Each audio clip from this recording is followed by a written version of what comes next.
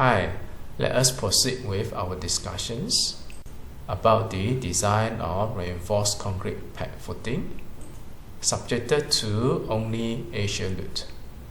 So far, we have done checking the shear resistance of the pad footing based on the shear plane located at a distance of 1d from the column face. By determining the effective areas outside the shear plane, multiply with the soil pressure, we can acquire the shear force. The shear force is later checked against the shear resistance of the concrete to see if the shear resistance is adequate. We found that the shear resistance was greater than the shear load, and therefore we know that the shear resistance is adequate.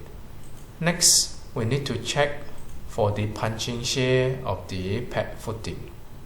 There are two punching shear here. The first punching shear is referring to the perimeter located at 2d distance from the column face. The second punching shear, it will be along the column perimeter. Now, let us first deal with the punching shear at the perimeter of 2d from the column face. We need to determine the shear force acting along the shear plane here and compare with the shear resistance of the pad footing. The shear resistance needs to be greater than the shear force so that the pad footing is stable. To do this, we need to first determine the locations of the shear plane at the perimeters of 2d from the column face. The shear plane can be within the pad footing or outside the pad footing. If the shear plane falls within the pad footing, that means you're going to check for the shear resistance against the punching shear. If the planes fall outside of the pad footing, you don't need to check for the punching shear, as this kind of failure will not occur to the pad footing. This will be the first thing that we need to do before we check for the punching shear at the perimeter of 2d from column face. The 2d here refers to 2 times the effective depth of the pad footing. However, due to the arrangements of the reinforcement bar in the major and in the minor axis, we will have 2 different effective depths. As calculated previously, the effective depth in the major directions, it will be 444 mm, and in the minor directions, it will be 432 mm. Now, which value is to be used for us to determine this 2d? In this case, we will use the average effective depth for the major and the minor axis. Take the effective depth of the major and the minor axis, get their average, and we have the average effective depth equals to 438 mm. 2 times the average effective depth give you 876 mm, and then based on the graphical method, we will see if these 2d parameters fall within the pad footing.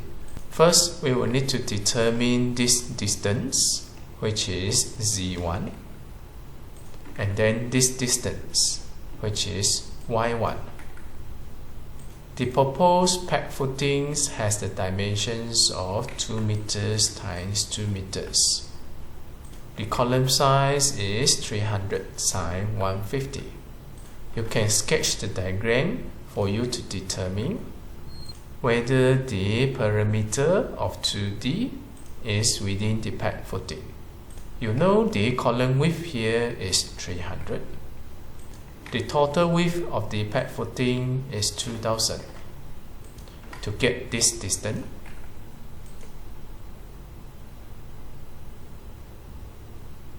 you will use this 2000 minus 300 divided by 2 equal sides. That gives you 850 as the Z1. You will do the same to determine the Y1. Take the width 2000 minus 150 due to the column divided by 2 sides. That gives you 925 mm. Based on the Z1 and the Y1 obtained, you compare with the 2D distance. If the 2D here is less than them, you will know that the parameters will fall within the pad footing.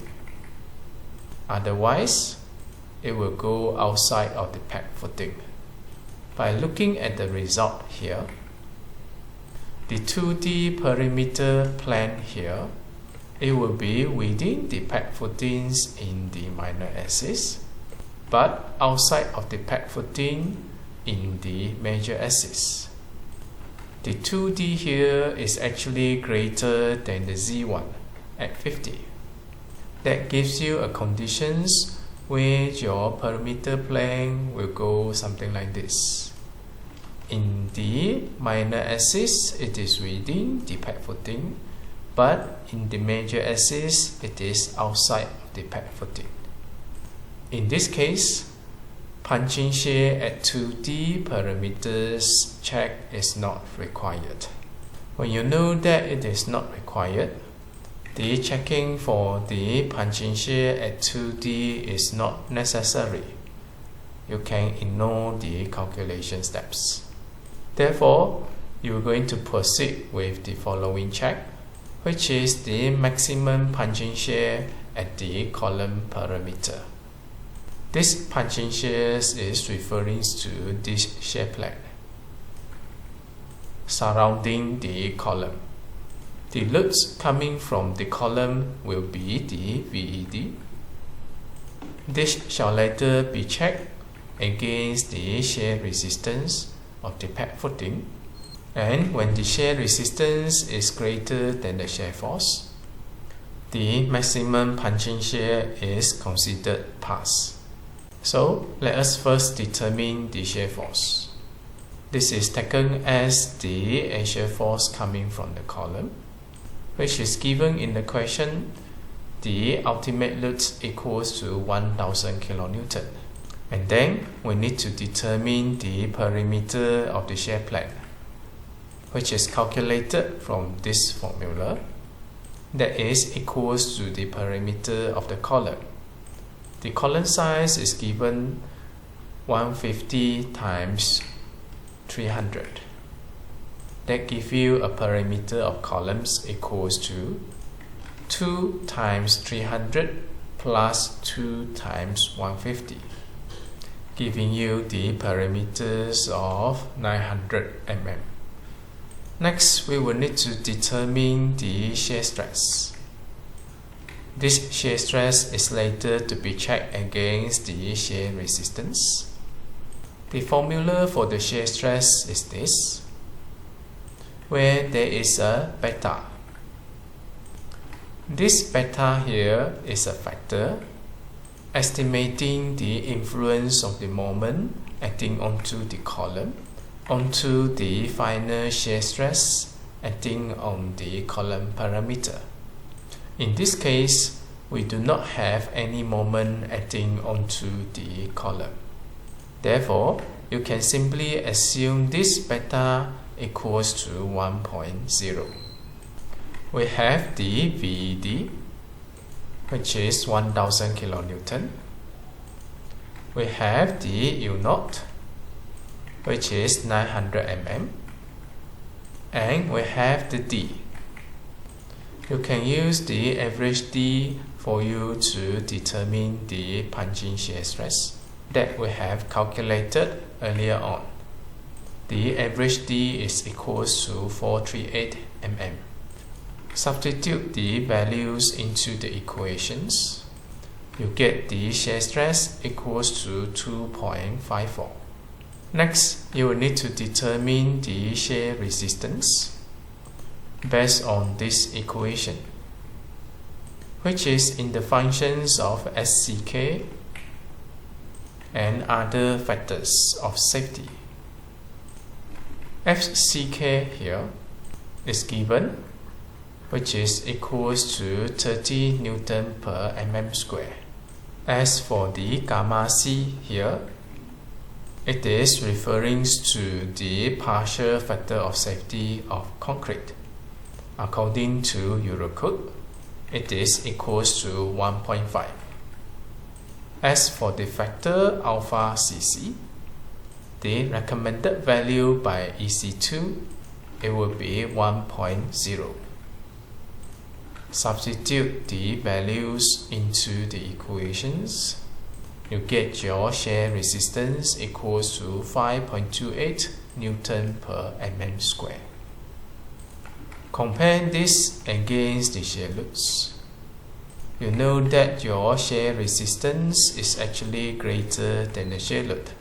Therefore, the punching shear passes.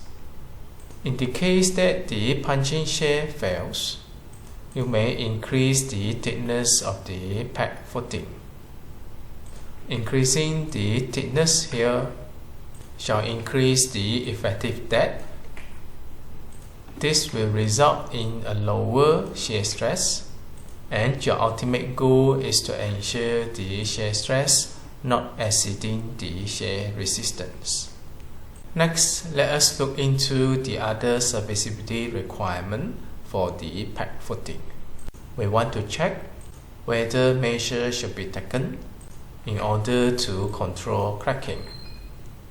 This can be done by referring to the thickness of the pad footing proposed, which is 500 mm in this case. The proposed thickness of the pad footing is greater than 200 mm limit. That means you need to provide some measures to control cracking.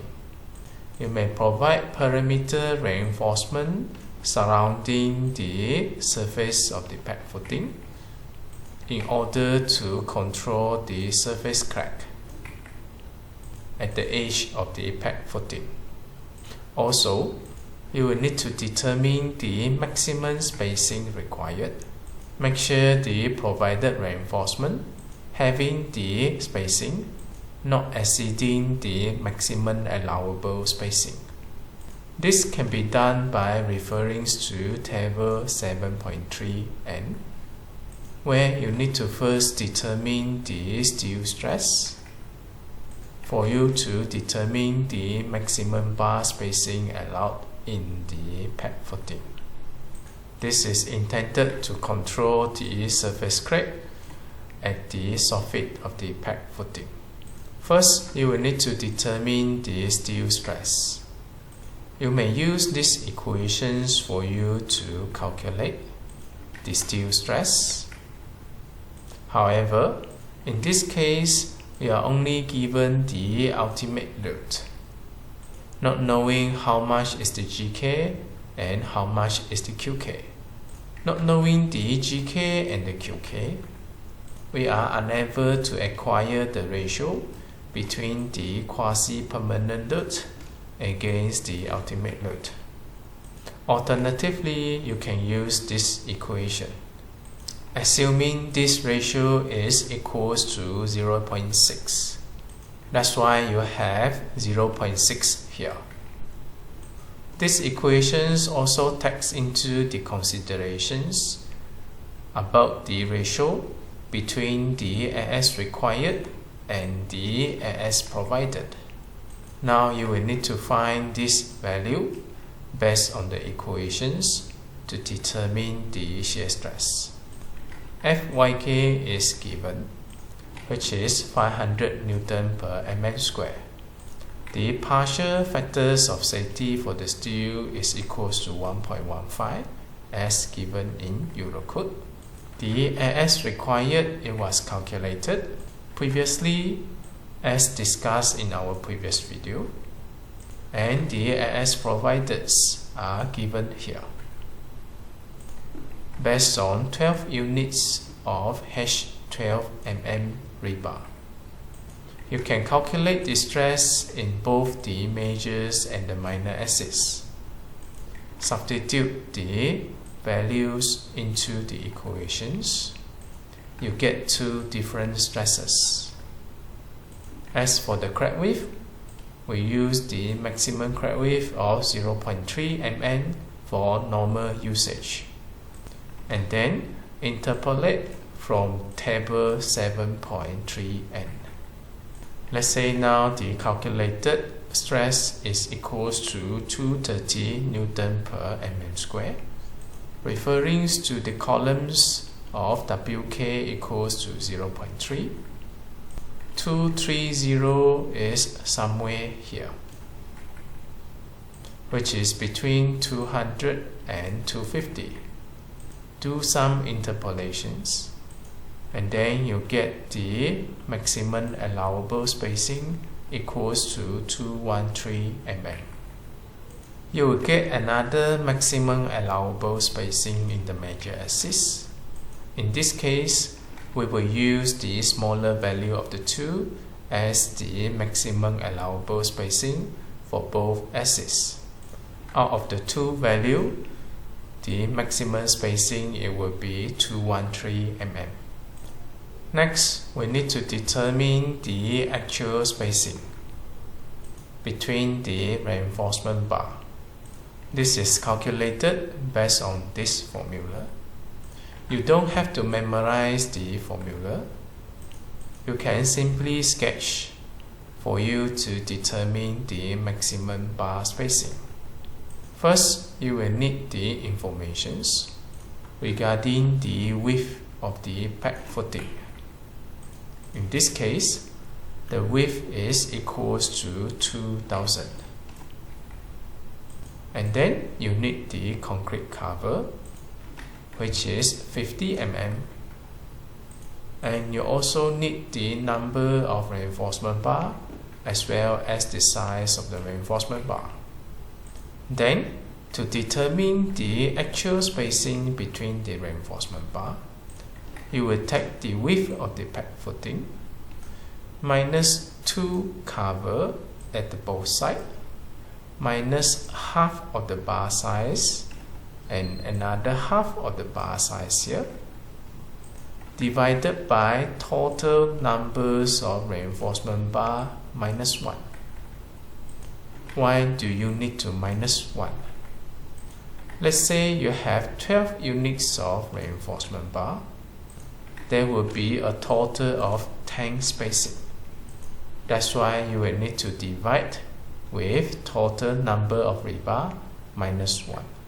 You might want to ask, why do you need to minus 1 bar size? This is because we quantify the spacings from center to center of the reinforcement. In order to ensure it is quantifying at the center, you need to exclude half of the bar size on one end and another half of the bar size at the other end. From there, you will acquire the bar spacing equals to 172 mm.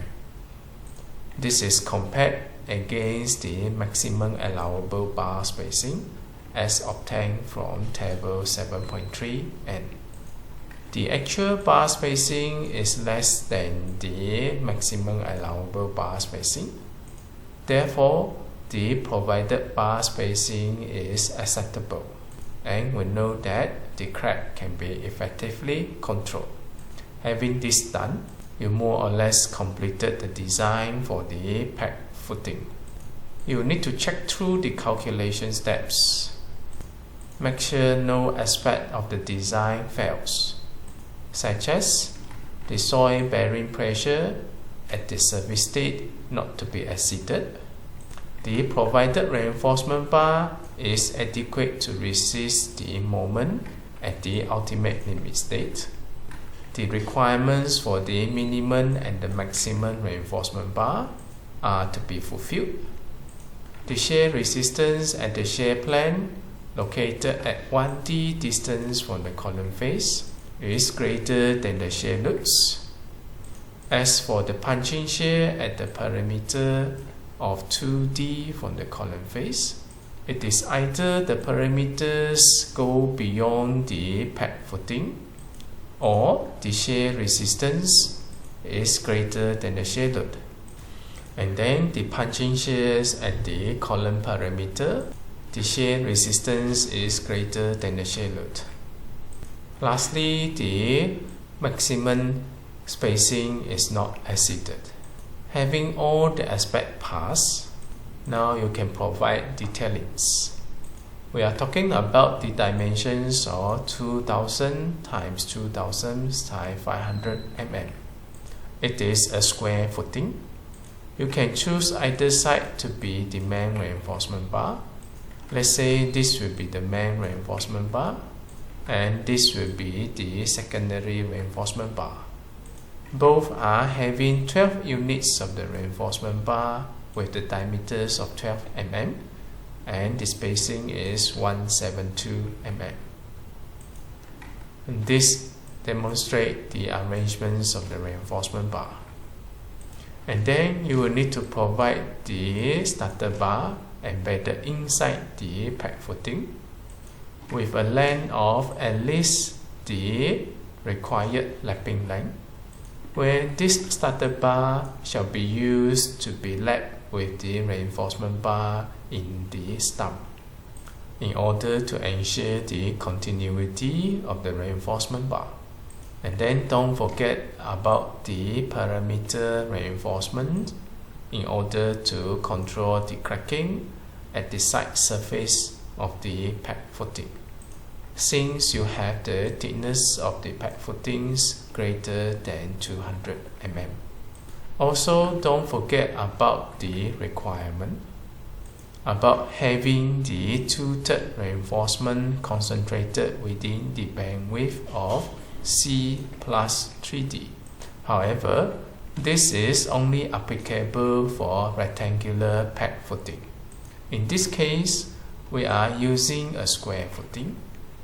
You can have the reinforcement uniformly distributed throughout the pad footing in both directions.